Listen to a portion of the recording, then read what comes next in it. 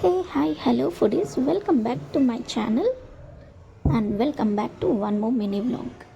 ఇవాల్టి మన special recipe ఏంటంటే మామిడికాయ పులిహోర. దీన్ని మేము చిత్రాన్నం అని కూడా అంటాం.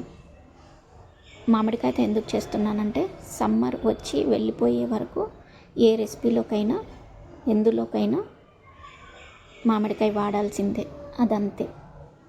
సమ్మర్ అయిపోయిన తర్వాత చింతపండు పులిహోర, నిమ్మకాయ పులిహోర చేస్తాం. ఇది ప్రతి ఇంట్లో కామనే కదా. సో నేను ఏ రకంగా చేస్తాను మామిడికాయ పులిహోర ఈ వీడియోలో చూసేద్దాం. మన తెలుగింటి వాళ్ళు ఏ పండగ వచ్చినా, ఏ ఇంట్లో స్పెషల్ అకేషన్ అయినా ఈ రెసిపీ కంపల్సరీ. పూజ అయినా, పేరెంటమైనా, ఇంట్లో ఏ శుభకార్యమైనా మనకు ఈ రెసిపీ ఉండాల్సిందే. సో అందుకే సింపుల్గా అప్పటికప్పుడు ఒక 15 నిమిషాల్లో ఎలా చేసుకోవాలో చూద్దాం. ఓకేనా, మరి రెసిపీలోకి వెళ్ళిపోదాం. ముందుగా అయితే అన్నంని పొడి పొడిగా ఉడికించి పక్కన పెట్టేసుకోండి. అలా పెట్టేసుకున్న తర్వాత ముందు గ్రేవీ కోసం ఏవేవి కావాలో ఎలా చేయాలో ఇప్పుడు చూద్దాం. ముందుగా స్టవ్ వెలిగించి ఒక కడాయి పెట్టుకొని అందులో ఆయిల్ ఒక 3 టేబుల్ స్పూన్స్ ఎక్కువగానే వేసుకోండి. నూనె వేడెక్కిన తర్వాత ఆవాలు, జీలకర్ర, శనగపప్పు, మినప్పప్పు వేసి అవి కాస్త రంగు మారేంత వరకు వేపుకోండి. ఈ ప్రాసెస్లో మీరు పల్లీలు కూడా యాడ్ చేసుకోవచ్చు, నేను ఇక్కడ స్కిప్ చేస్తున్నాను. వేసుకున్న తర్వాత ఎండు మిరపకాయలు మధ్యకి చీల్చి అవి కూడా యాడ్ చేసుకొని అవి కూడా కాస్త దూరగా వేయించుకోండి. అవన్నీ వేగిన తర్వాత ఉల్లిపాయ ముక్కలు, పొడుగ్గా కట్ చేసి పెట్టుకున్న పచ్చిమిర్చి ముక్కలు, దాని తర్వాత కరివేపాకు, ఇవన్నీ వేసి దూరగా వేయించుకోండి. ఉల్లిపాయ ముక్కలు వేడెక్కి కాస్త రంగు మారిన తర్వాత అప్పుడు కాస్త పసుపు యాడ్ చేసుకోండి. ఆ పసుపు కూడా పచ్చి వాసన పోయేదాకా వేపుకోండి. అలా వేపుకున్న తర్వాత కడాయి దించేసుకొని ఇప్పుడు ముందుగా ఉడికించుకున్న అన్నం ఇందులోకి వేసేసుకోండి. నేనైతే 2 పర్సన్స్కి చేస్తున్నాను, ఆ క్వాంటిటీని చూపిస్తున్నాను. వంట ఎప్పుడూ కూడా కొలతల ప్రకారం అస్సలు నేర్చుకోకండి.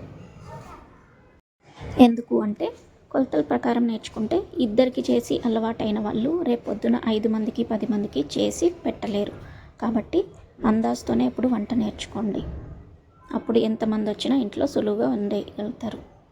సో ఇప్పుడు ముందుగా తరిగి పెట్టుకున్న, నేనైతే ఇలా తురుముకున్నాను పొడుగ్గా మామిడికాయని, ఒక ఫుల్ పెద్ద సైజు మామిడికాయ తరిమి పెట్టుకున్నాను.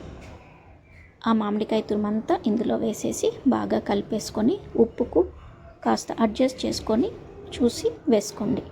ఆ తర్వాత పైనుంచి కొత్తిమీర గార్నిష్ కోసం పైనుంచి వేసి ఇలా బాగా కలిపేసుకున్నాను. చూసారా అన్నీ ఎంత కరెక్ట్గా సెట్ అయిపోయిందో, కలర్, టెక్స్చర్, అన్నం పొడి పొడిగా చూడ్డానికి మంచి రంగులో ఎంత బాగా వచ్చింది కదా. మీరు కూడా ఒక్కసారి ఇలా ట్రై చేసి చూడండి, ఎక్కువ హడావిడి లేకుండా. ఇంకా మంచి స్మెల్ రావాలి అంటే పోపు దించేసేటప్పుడు ఒక్కసారి ఒక చిటికెడు ఇంగువ వేసుకుంటే ఇంకా బాగుంటుంది. నేను అది ఈ వీడియోలో స్కిప్ చేసినట్టున్నాను, సారీ. మీరు అది కూడా వేసుకోండి, చాలా బాగుంటుంది. చూసారా, ఇప్పుడు దీన్ని సర్వ్ చేసుకుందాం. తినే ముందు ప్రతి ముద్దలో ఇలా పచ్చిమిర్చి తుంచి పెట్టుకొని అది కొరుక్కుంటూ తింటే చాలా బాగుంటుంది. ఈ రెసిపీ నేను చెప్పిన విధంగా మీరు కూడా ఒక్కసారి ట్రై చేసి ఎలా వచ్చిందో కమెంట్ బాక్స్లో షేర్ చేసుకోండి. ఐ హోప్ ఈ వీడియో అండ్ ఈ రెసిపీ మీకు నచ్చింది అనుకుంటున్నాను. వీడియో నచ్చినట్లయితే ప్లీజ్ ఛానల్ని లైక్ చేసి, షేర్ చేసి, కమెంట్ చేయండి. అలాగే ఛానల్ని సపోర్ట్ చేయండి, సబ్స్క్రైబ్ చేయండి. Thank you.